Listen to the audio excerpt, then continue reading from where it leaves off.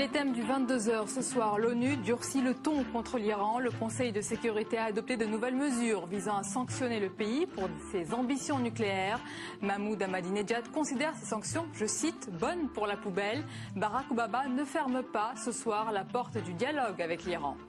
Et toujours dans l'actualité internationale, le président américain qui a déclaré aujourd'hui en recevant Mahmoud Abbas qu'il fallait lever le siège que subissent les Palestiniens. Plus d'éléments dans le tour de l'info. Alors que la polémique enfle autour du montant de la rémunération de Christine Boutin, l'ancienne ministre exclut ce soir de démissionner de sa mission sur la mondialisation. Son salaire mensuel de 9 500 € a déclenché un déluge de réactions à gauche comme à droite où la gêne est perceptible. Et puis retraite, colère des syndicats des fonctionnaires contre le projet du gouvernement d'augmenter leur taux de cotisation. Ils dénoncent une parodie de négociation. Lors du congrès de la CFDT, François Chérec a appelé à la construction d'un projet alternatif. Et puis on l'a appris il y a quelques instants, une explosion lors d'un mariage à Kandahar en Afghanistan a fait 39 morts. Pas plus d'éléments pour le moment. Sur cette information, nous y reviendrons un peu plus tard, bien sûr, dans ce journal. Mais on commence tout de suite ce journal par la polémique du jour. Eh bien, c'est un document publié dans le Canard enchaîné daté du 9 juin venant du ministère du Travail. Il y est inscrit que Christine Boutin, débarquée du gouvernement il y a un an, touche 9 500 € par mois avec voiture et chauffeur pour une mission sur la mondialisation.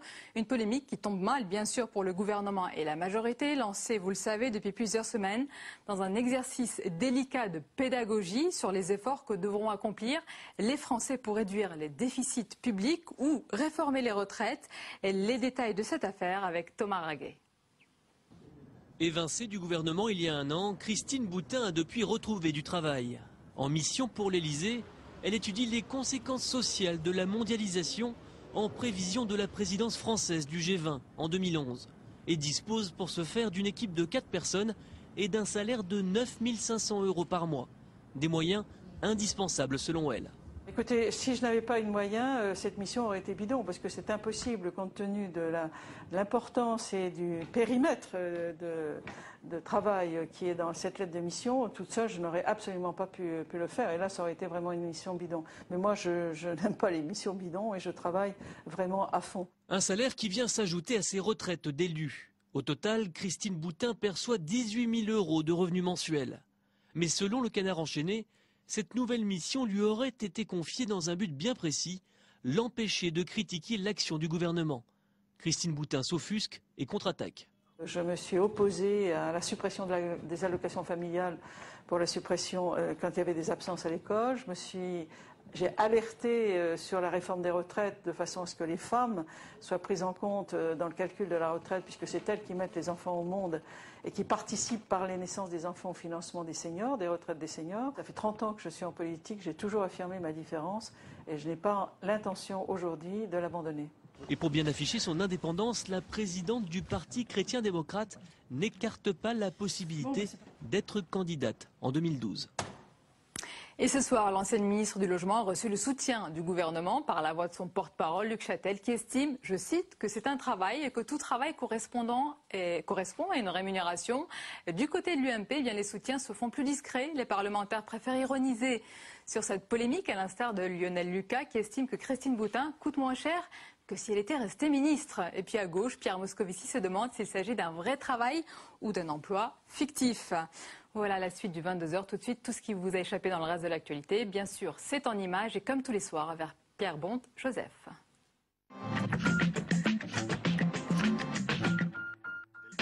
L'Iran, à nouveau sanctionné par l'ONU. Depuis 2006, c'est la 4e fois que les Nations Unies infligent des sanctions pareilles à l'Iran. Pas sûr que cela suffise à convaincre Téhéran de suspendre ses activités nucléaires sensibles.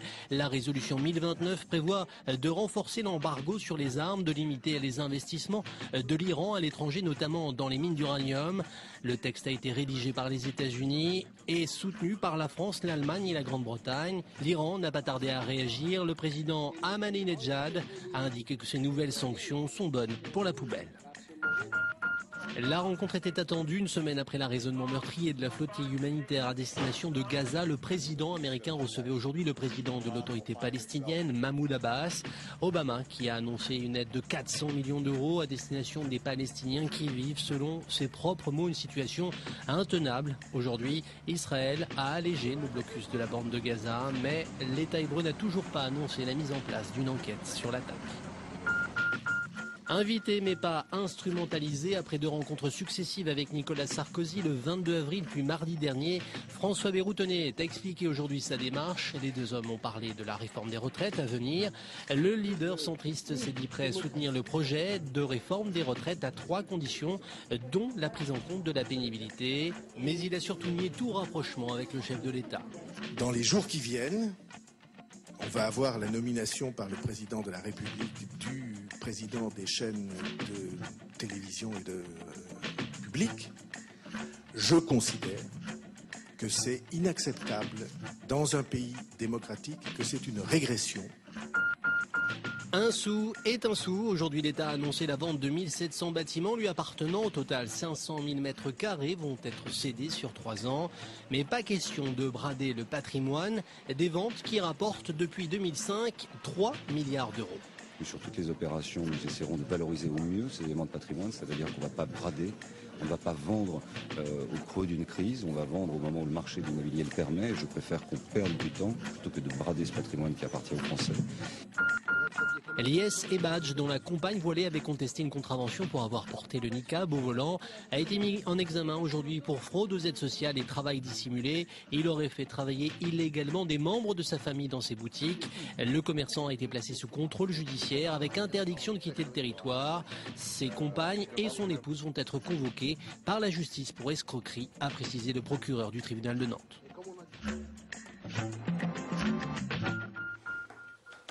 Et puis autre thème dans l'actualité aujourd'hui, ce sont les retraites, avec le dirigeant de la CGT, Bernard Thibault, qui a apporté ses pétitions au ministre du Travail Éric Woerth, des pétitions qui soutiennent bien sûr les propositions du syndicat sur les retraites.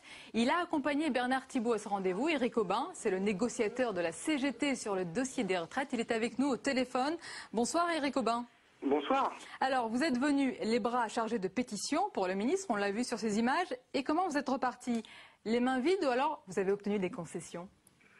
Aucune concession. Le ministre nous a confirmé finalement le choix qui était celui du gouvernement de reporter l'âge légal de départ à 60 ans, l'allongement de la durée de cotisation et la reconnaissance de la pénibilité à partir d'un avis médical, donc ce qui ne nous convient absolument pas. Alors, le prochain rendez-vous, eh bien, c'est dans la rue, c'est le 24 juin. Est-ce que vous ne craignez pas que ces différents rendez-vous, que ces différentes mobilisations eh bien, finissent finalement par démobiliser? Écoutez, nous avons eu un comité confédéral national durant ces 2 dernières journées et nous avons constaté que finalement, il y avait une large mobilisation qui était prévisible le 24 juin, au-delà de ce qui s'est passé le 27 mai. Et le ministre Éric Woerth nous a dit mesurer que finalement la mobilisation serait plus forte. Donc il doit aussi avoir des renseignements de son côté pour nous affirmer qu'effectivement il s'attendait à une grosse mobilisation le 24 juin. Éric Aubin, un dernier mot. Vous êtes déçu ce soir, mais le dialogue se poursuit. Écoutez, le problème c'est que nous n'avons pas de négociation sur cette réforme de retraite 2010. Nous avons des concertations, en aucun cas des négociations ne sont ouvertes. Donc je crois que c'est la raison pour laquelle d'ailleurs les organisations syndicales, 6 organisations ont appelé le 24 juin à des manifestations pour demander à ce que s'ouvrent des négociations et pour refuser les propositions qui sont celles du gouvernement qui sont sur la table aujourd'hui. Merci Éric Aubin pour votre intervention dans le 22h. Allez, on continue notre page spéciale sociale avec François Chérec au congrès de la CFDT à Tours aujourd'hui. Le leader syndical qui a remporté une nette victoire en obtenant un score historique sur son bilan des 4 années. Après avoir à nouveau rassuré sa base sur sa fermeté à l'égard du projet du gouvernement de réforme des retraites. On l'écoute d'ailleurs sur ce sujet. La seconde raison de cette accélération de la réforme est politique, ou plus exactement, de façon moins vertueuse, politicienne. Car de fait, l'élection présidentielle de 2012 est déjà en marche. Nous dénonçons le procédé et nous combattrons cette remise en cause dangereuse de notre pacte social à des fins électoralistes. Ce que nous voulons décider aujourd'hui est un projet alternatif et non pas un complément, une adaptation du projet du gouvernement. Les principes les contours, les objectifs de ce que nous déciderons à notre congrès ne seront pas discutables. Et c'est l'heure de la page économique dans ce 22h. On va parler d'un record, celui du déficit du régime de la sécurité sociale qui devrait frôler les 27 milliards d'euros en 2010, un niveau sans précédent. On en parle avec vous. Bonsoir Jean-Louis Gombaud. Bonsoir Sonia. Alors le trou de la Sécu devient un gouffre, mais est-ce qu'il y a de l'espoir? Avec justement, on vient d'en parler, cette réforme des retraites qui devrait s'engager en 2011, est-ce que ça peut se redresser? Il y a toujours de l'espoir, mais les chiffres qui nous ont été communiqués aujourd'hui disent qu'en 2011, le trou sera encore un peu supérieur puisqu'on parle de 28 milliards d'euros. Alors effectivement, dès 2011 commence l'application de la réforme des retraites, mais elle sera progressive. Donc en matière d'économie sur le versement des pensions, par exemple, il y a quelques centaines de millions d'euros à attendre, guère plus. Il y aura aussi des prélèvements supplémentaires. Mais le problème que montre le bilan de la sécurité sociale 2010, c'est que bien sûr, tout le monde parle des retraites en ce moment, 10 milliards de déficit. Mais là-dessus, il y a 13 milliards en plus pour l'assurance maladie, 13 milliards. Et là, il n'y a pas de réforme en perspective. Pourtant, nous maîtrisons les dépenses d'assurance maladie, mais on assiste à un effondrement des recettes de cotisation à cause du problème de l'emploi et qui laisse entendre qu'effectivement, là, le déficit de l'assurance maladie va continuer à grossir, même si dans les années futures, le déficit de la branche retraite pourrait diminuer. Et jusqu'où on peut aller comme ça dans le déficit? Alors, justement, ça, c'est un énorme sujet, parce qu'en réalité, on annonce ce déficit chaque année, mais au fur et à mesure que les années passent, ces déficits s'accumulent. Depuis 2005, par exemple, il y a 90 milliards d'euros qui sont transférés progressivement sur une caisse spéciale qui est chargée de gérer la dette de la sécurité sociale, qui contient déjà une centaine de milliards d'euros. Donc, à fin 2011, il y aura à peu près 200 milliards d'euros de dette de la sécurité sociale. Alors, pour gérer cette dette, nous cotisons tous la CRDS, une cotisation spéciale qui va alimenter ce fonds et qui permet de gérer la dette. Mais vu le volume de la dette, il va bientôt falloir augmenter la cotisation. Mais le gouvernement refuse d'augmenter cette cotisation. Il s'y tient à ce thème-là de manière mordicus. Et alors, cet après-midi, M. Woerth a laissé entendre qu'il pourrait, pour gérer cette dette des fonds sociaux, utiliser le fonds de retraite, le fonds spécial de retraite. Mais alors, les socialistes disent, mais en tout cas, ce fonds spécial de retraite, il était prévu pour gérer nos retraites en 2020 et vous l'utilisez pour 2011. Donc, le gouvernement dit oui, mais en 2020, il n'y aura plus de problème de retraite puisque j'aurai appliqué ma réforme. Donc, dans les prochains jours, le grand thème va être qu'est-ce qu'on fait de ce fonds spécial de retraite qui a été là pour préparer les retraites de 2020 par rapport au déficit de 2011. Jean-Louis, là, on l'a vu, ce sont des chiffres alarmants, mais est-ce que c'est si grave? Ah ben oui, c'est grave parce qu'on compare souvent avec la dette de l'État. Ouais. L'État, il 130, 140 milliards. On peut se consoler peut-être. Alors on peut se consoler, seulement le problème c'est que la sécurité sociale, si vous voulez, c'est simplement une distribution de services. Elle distribue des services maladie et des pensions. L'État, lui au moins, il est à la tête d'infrastructures, quelque chose de solide. Alors que la sécurité sociale, elle n'a rien à elle. Elle n'a que des personnes âgées et des malades. Alors que l'État, il a quelque chose. Donc, si vous voulez, il n'y a pas de répondant derrière le déficit de la sécurité sociale. Merci beaucoup Jean-Louis pour votre analyse. La suite du 22h, et c'est le sujet du jour, on va continuer à parler des retraites, mais on va évoquer ce soir un sujet dont on parle peu. Ce sont les retraites des femmes. Elles seraient, selon certains parlementaires, les grandes oubliées de cette réforme et peut-être même les futurs pauvres. Alors de manière plus générale, les réformes du gouvernement sont-elles macho? Élément de réponse avec Paul Sansfourche. Une parité aux résultats mitigés. Au Sénat, par exemple, les sénatrices représentent seulement 22% des élus, un peu mieux qu'à l'Assemblée nationale. Avec 18% de femmes députées, la France occupe la 65e place des pays les plus paritaires. Au niveau local, en revanche, la parité progresse. Jusqu'à 48% de femmes dans les régions et les communes de plus de 3500 habitants. Une différence qui s'explique par le mode de scrutin des élections. Et force est de constater, si vous faites le total des femmes élues au Sénat, la plupart d'entre elles sont élues au scrutin proportionnel. Nous sommes peu à être élus au scrutin uninominal à 2 tours. Donc il y a un lien. Le mode de scrutin, c'est justement ce qui pose problème pour les sénatrices dans la réforme du conseiller territorial. Dans le projet du gouvernement, le vote de ce nouvel élu s'organise par un scrutin de type majoritaire et donc moins favorable au pluralisme. Inacceptable pour les sénatrices qui, dans leur combat, rejoignent les arguments d'une autre minorité politique, celle des élus centristes. C'est la proportionnelle qui peut permettre d'avoir une bonne représentation des différentes sensibilités et naturellement de favoriser la parité. Une alliance entre femmes et centristes qui pourrait bien avoir raison de la réforme du conseiller territorial. Voté hier par les députés, le texte doit encore être examiné fin juin au Sénat, une assemblée où l'UMP n'a pas la majorité absolue.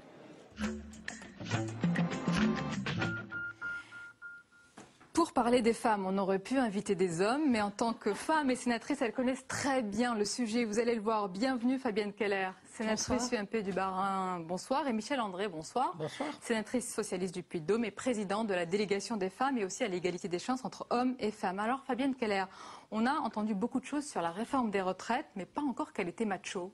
Est-ce que c'est le cas? La réforme des retraites? Oui. Je ne sais pas, mais ce qui est clair, c'est que les femmes partent à la retraite avec en moyenne 1 000 €, alors que la moyenne pour les hommes est de 1 600 €. Et c'est une bonne chose que vous mettiez ça sur la table, parce que les femmes ont en moyenne une carrière plus courte, que leur salaire à job équivalent est plus bas, c'est ce qu'on appelle le plafond de verre. Et j'ai moi-même lutté contre la suppression des 2 années par enfant, qui est une mesure qui leur est favorable pour compenser une réalité. On ne l'explique pas très bien, mais on le mesure, qui pénalise les femmes qui partent à la retraite. Voilà un beau sujet qu'on peut mettre sur la table. Bien, on va continuer à en parler ce soir, on va élargir le débat. Michel André, on demande l'égalité partout, hommes-femmes, et là on demande un régime spécial pour les femmes, pour le régime des retraites. Absolument pas. On demande à considérer les carrières. Et il faut bien considérer que les carrières des femmes, si l'on regarde les femmes qui ont aujourd'hui 50 ans, qui seront en retraite dans 10 ans, 12 ans, il arrive encore qu'elles aient pris 3 ans, 4 ans de leur vie active pour s'occuper de leurs enfants. Parce qu'elles ont 2 enfants, 3 enfants, et le temps perdu dans la cotisation crée un trou très difficile lorsque vous arrivez à l'âge de la retraite. Comment faut-il compenser alors? Je pense qu'il faut regarder la totalité des problèmes, et y compris cette injustice-là faite aux femmes. Des salaires moindres pour beaucoup et des années de cotisation moins importantes. Donc vous ajoutez les deux, vous avez des femmes qui pourraient comme ça travailler jusqu'à 70 ans. Et donc on a un vrai problème avec cette question. Ça veut dire que les tâches parentales ne sont pas équitablement réparties et que dans la mesure où ça n'est pas encore le cas, mais il faut trouver des systèmes de compensation. Bon, voilà pour le constat. Vous êtes d'accord toutes les deux sur ce constat. Mais Fabienne Keller, est-ce que le gouvernement, est-ce que les syndicats aujourd'hui tiennent compte de cet aspect? Vous parlez du débat sur les retraites. Oui. Il n'est pas du tout dans le débat, nous le constatons. Les femmes sont une minorité silencieuse. Je crois que c'est important qu'on l'évoque maintenant, comme il me semble que le sujet des jeunes doit être évoqué, puisque quand on prend en compte les années de travail qui seront exigées et la date moyenne d'entrée, l'âge moyen d'entrée sur le marché du travail, on voit que nos jeunes n'auront sûrement pas la retraite à 60 ans. Donc ces deux populations... Même à 65. À peu près autour de 65 aujourd'hui. Donc ces deux populations méritent qu'on en parle, qu'elles soient peut-être demain, dans la poursuite du débat, regardées de manière plus précise et que des mesures soient envisagées. Je voudrais rajouter au handicap évoqué par Michel André le fait que leurs carrières sont plus lentes, sans qu'il n'y ait aucune explication, même quand on neutralise tous les congés parentaux. Les femmes, c'est un peu la même chose qu'en politique, ont moins accès aux échelons de pouvoir dans l'entreprise et dans l'administration aussi. Cette inégalité, on la retrouve partout. Alors avant de parler plus précisément de la parité, on l'a vu dans le sujet tout à l'heure, on a vu qu'il y avait peut-être aussi une inégalité dans cette réforme territoriale. Est-ce que c'est le cas, Michel André? Elle est terriblement difficile pour... Vous êtes d'accord? Oui, nous sommes d'accord. Naturellement, nous sommes d'accord. Il est clair qu'un scrutin de liste régionale, vous l'avez indiqué dans votre sujet, c'est par définition, quand on impose la règle de la parité, on a à peu près moitié de femmes. Vous avez noté un peu moins, parce qu'il y a plus d'hommes tête de liste. Donc il y a un effet des pairs et des impairs. Et donc le scrutin direct pénalise les femmes de fait, parce que les partis présentent moins de femmes candidates. Fabienne Keller, je lis bien UMP, mais alors que fait l'UMP?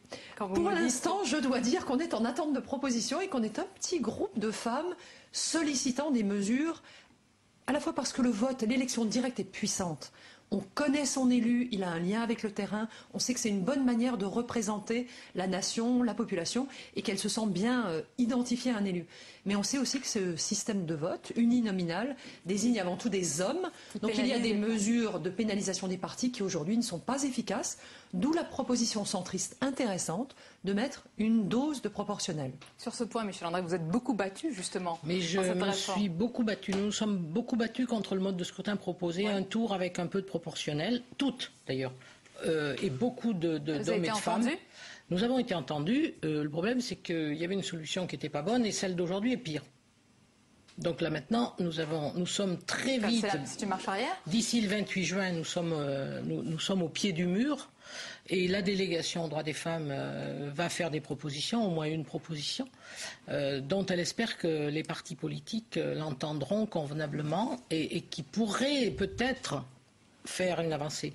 Mais ce que nous constatons, moi ce que je regrette considérablement, c'est effectivement une très grave marche arrière. C'est une très grave marche arrière. Fabienne Keller, vous rejoignez aussi sur ce point. Alors, Michel André. Moi-même, j'ai été conseillère générale, élue dans un département directement, et élue sur une liste à la région. La relation aux électeurs n'est pas la même. Quand ils vous ont choisi, alors ils se sentent investis d'un pouvoir, un pouvoir de vous solliciter, d'exiger. Vous êtes en charge de cette population. Ce n'est pas la même chose sur une liste, et c'est cela que l'élection directe du conseiller territorial a voulu corriger. Mais il y a un effet qui est très négatif, qu'on ne peut que reconnaître, c'est le recul, a priori, du nombre des femmes élues, sauf si tous les partis, et je bats ma coulpe, l'UMP a du chemin à faire, présentent plus de femmes. Pourquoi présente-t-on majoritairement des hommes, alors que bien sûr, il y a de très nombreuses femmes compétentes. Alors vous êtes d'accord sur ce point, beaucoup de progrès restent à faire. Oui, surtout empêcher la régression, d'abord. Alors, une question, parce qu'on a parlé tout à l'heure des retraites, je vais vous parler d'une retraitée, c'est une question d'actualité, c'est la question du jour. Elle touche sa retraite de parlementaire, vous voyez de qui je parle, c'est Christine Boutin. Comment vous avez réagi à la polémique autour du salaire qu'elle perçoit aujourd'hui, quand on sait qu'on est en période de crise, qu'on demande des efforts à tout le monde? Michel André. Et moi, j'ai passé ma journée en audition pour la délégation avec tous les partis politiques. Et je dois donc regretter de n'avoir pas suivi l'actualité, sauf ce matin rapidement à la radio. Vous avez besoin de répondre. Mais la question que je voudrais simplement dire, c'est que, d'une manière générale, si on est une infirmière retraitée, on peut avoir quelques heures quand même d'activité à la maison. Si on sort de l'hôpital, vous prenez la retraite, vous pouvez avoir un quota d'heures possible. Eh bien, quand on est retraité, on pourrait considérer qu'une personne qui veut reprendre une activité pourrait avoir un petit salaire qui soit symbolique et qui ne serait pas choquant. Et Michel André, ma question précisément, on a bien compris, portée sur la question du jour. C'est une polémique qui concerne Christine Boutin. On a vu que l'UMP était un petit peu gênée aux entournures. Fabienne Keller, comment vous avez réagi, vous, en apprenant ce salaire? Franchement, je l'ai appris aussi je l'ai appris en fin de journée. Je vous ai entendu tout à l'heure. C'est vrai que ça choque aujourd'hui. On demande à tout le monde des économies. Il s'agit d'un salaire très élevé. Je pense qu'il faudrait quand même regarder la mission qu'assure Madame Boutin, et je l'ai un peu croisée au Sénat. Je pense qu'elle sortira un vrai rapport. Ce n'est pas un emploi fictif comme essaye de le faire et donc vous pensez que Madame Boutin, ancienne ministre du Logement, a toute sa légitimité pour faire une mission sur la mondialisation? Je pense qu'aujourd'hui, au moment où nous allons être amenés à demander des efforts aux Français, il y a des choses qui ne sont plus possibles. Et un tel niveau de salaire me semble exagéré. Il est par exemple significativement supérieur à celui des parlementaires. Il est très élevé même pour le privé. Donc je pense qu'il faut garder des proportions pour être en rapport avec la mission accomplie. Il y a des choses qui ne sont plus possibles parce que nous allons tous devoir faire des efforts sur nos salaires. Peut-être demain sur un nouveau prélèvement pour surmonter les efforts budgétaires à conduire ensemble. On retient donc que ça vous a choqué. Merci beaucoup, mesdames, d'avoir participé à ce débat et d'avoir été les invités du 22h. Oui. Et vive les femmes. Et voilà. La dernière page, à présent, elle est consacrée aux livres politiques de plus en plus nombreux, sous forme d'essais, de romans, parfois de mémoires. Les femmes et les hommes politiques ont besoin d'écrire et ont réussi, et ont aussi besoin d'être lus. Vous m'avez beaucoup déconcentré, Fabienne Keller. Dans un instant, notre invité sur ce sujet, mais d'abord, regardez cette initiative intitulée « Un café, un politique ». Vous allez voir, tout le monde n'a pas la même cote. Jérôme Rabier. Ça va bien? C'est encore nous. Salut. Dédicacer son livre, c'est d'abord une bonne occasion de mesurer sa popularité. Écoutez, je ne sais pas si ma popularité est intacte ou non. Ce que je constate, c'est qu'il y a beaucoup de monde, que les gens sont sympathiques, sont chaleureux, et moi j'aime bien les gens. Plus que pour son livre, ce fan est surtout venu rencontrer son idole. Et là, je viens d'Agen en fait, exprès aujourd'hui. J'ai fait l'aller-retour exprès pour venir le voir. Parce que j'ai jamais pu le voir dans aucune dédicace, aucune émission, rien. Donc je suis venu exprès aujourd'hui, je fais l'aller-retour pour le voir. Sur le trottoir d'en face, c'est avec un peu moins d'influence que son éternel rival dédicace lui aussi son ouvrage. Si dans Lionel raconte Jospin, l'ancien Premier ministre revient sur sa carrière. Pas question d'en faire autant avec le public. Il y a déjà le livre qui va être politique, donc je présume que pourquoi voulez-vous qu'il me parle de politique? Puis il faut faire vite, parce que donc on ne va pas engager des discussions politiques. Une chose est sûre, une fois retiré de la vie politique, coucher ses souvenirs sur le papier reste le meilleur moyen d'exister aux yeux du public.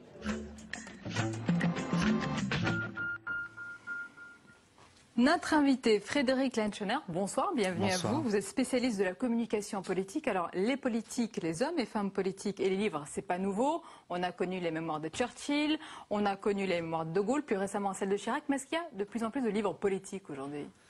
Il y en a de plus en plus parce que les idées et la vision, c'est à peu près la seule chose, le seul élément de consensus que l'on a sur ce que doit être en France le modèle culturel d'un homme politique français de premier plan. Et c'est une course un peu vers un idéal un peu inatteignable parce que ça fait 200 ans que ça dure. Et vous avez cité Churchill, mais il y a une caractéristique française. La caractéristique française, c'est que la France a inventé la politique moderne, entre guillemets. Au XVIIIe siècle, elle a inventé deux choses, le vivre ensemble et puis le modèle politique. Bon, autour de la République. Le vivre ensemble, ça a été sacralisé par Rousseau, par Émile le contrat social. Et puis, les éléments politiques, ils ont été sacralisés par Tocqueville, par Montesquieu, par Chateaubriand, etc. Et le problème, c'est qu'en France, contrairement à ailleurs, ce sont les philosophes qui se sont emparés des idées et de la vision. Et là, quand vous allez courir toute votre vie derrière Voltaire et Rousseau, c'est très très compliqué. Alors tout ça aurait pu se calmer autour de la Seconde Guerre mondiale, mais est arrivée la Ve République. De Gaulle a écrit Le fil de l'épée et d'autres, ses mémoires. François Mitterrand, ça a été la paille et le grain. Souvenez-vous que Valéry Giscard d'Estaing se rêvait en Flaubert, oui, fondamentalement. Georges Pompidou était un normalien, et puis Malraux avec les conquérants, les sports, etc. a de toute façon, là pour cela, laminé toute une génération. Et Philippe Lenchener, les hommes et les femmes politiques d'aujourd'hui, s'ils écrivent, est-ce que c'est pas aussi pour réparer une injustice, pour raconter comment eux, ils ont mené leur action? Oui, mais est-ce qu'il faut un livre? Le problème des hommes politiques aujourd'hui, c'est qu'ils écrivent utile. C'est-à-dire qu'ils écrivent pour un positionnement personnel, Jean-François Copé, l'hyper-parlement, Manuel Valls, et puis sa course au primaire, et puis ils écrivent pour avoir ce que vous appelez, vous les journalistes, un élément d'actualité. Pourquoi cet élément d'actualité est fondamental? Parce qu'il justifie le fait que vous soyez invité et que vous puissiez commencer une offensive et un plan média. Parce que ce qui est intéressant et assez démocratique dans le livre, c'est que c'est le seul actif de ceux qui n'ont rien, qui n'ont pas de fief, qui n'ont pas de parti, etc. Donc ils ont les idées. Et donc le livre permet à un moment donné de venir vous voir, vous, et de vous dire est-ce que vous pouvez parler de moi et m'interroger. Et après, à part venir me voir moi, est-ce qu'ils sont lus par les gens, alors, on sait que ce sont, leurs électeurs, je voudrais dire deux choses. La première, c'est qu'on sait que ce sont des fiascos de librairie. Donc la pas vraie tous, question, hein. non, on pas voyait tous, Jacques bien Chirac, sûr. Les mémoires de Chirac. Oui, alors absolument, vous avez raison, on va être moins caricatural. Sur 10, vous avez 7 fiascos et vous avez 3 réussites. On va être moins caricatural. Et puis surtout, il faudrait que ces livres cessent d'être des livres utiles et qu'ils soient un peu désintéressés. Quand Lénine écrit Que faire ou quand Mao écrit Le petit livre rouge, il y a une vision, une pensée, c'est pas pour demain matin. Vous savez, je pensais, en vous attendant, je pensais à Ségolène Royal, que l'on accuse, à tort ou à raison, je porte pas de jugement, de n'être pas assez structurée politiquement parlant. J'ai compté depuis 1996, il y a 6 livres. 6 livres. Maintenant, ma plus belle histoire d'amour, c'est vous, etc. Donc ça veut dire qu'écrire c'est la ne fin, suffit pas. Une dernière question, votre livre de chevet politique? Non, il n'est pas politique. Si vous réfléchissez autant. Il n'est pas politique. Merci beaucoup d'avoir été l'invité du 22h. C'est la fin du journal. Je vous rappelle l'information qu'on a appris en tout début de 22h. C'est l'explosion lors d'un mariage à Kandahar, en Afghanistan, qui a fait 39 morts et plus de 75 blessés. Merci à vous de nous avoir suivis. Belle soirée à vous.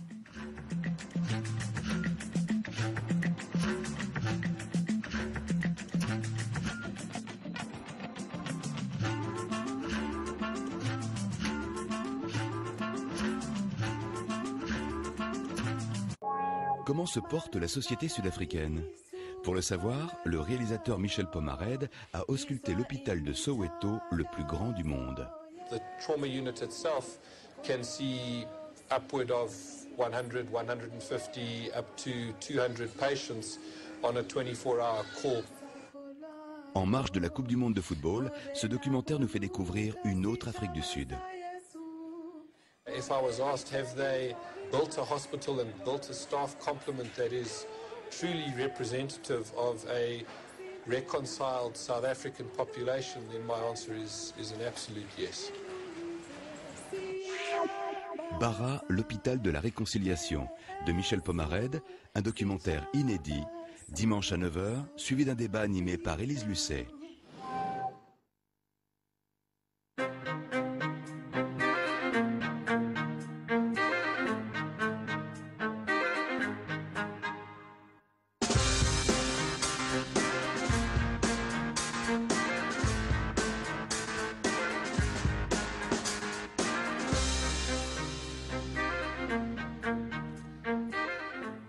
Entre développement durable et multiplication des mégalopoles dans le monde, notre invité est au cœur des nouveaux défis. Voilà maintenant 4 ans que ce grand serviteur de l'État s'est glissé dans les habits du chef d'entreprise en prenant les rênes d'une société complexe aux multiples paramètres et à la très forte histoire tant économique que sociale. Mais aussi, on va le voir, avec un fantastique potentiel de développement. Alors avec 3,650 milliards de passagers chaque année transportés, plus de 45 000 collaborateurs pour un chiffre d'affaires de 4 milliards d'euros, la RATP fait partie des leaders mondiaux du secteur des transports urbains, rien que de très naturel que son PDG Pierre Mongin soit l'invité justement de leader.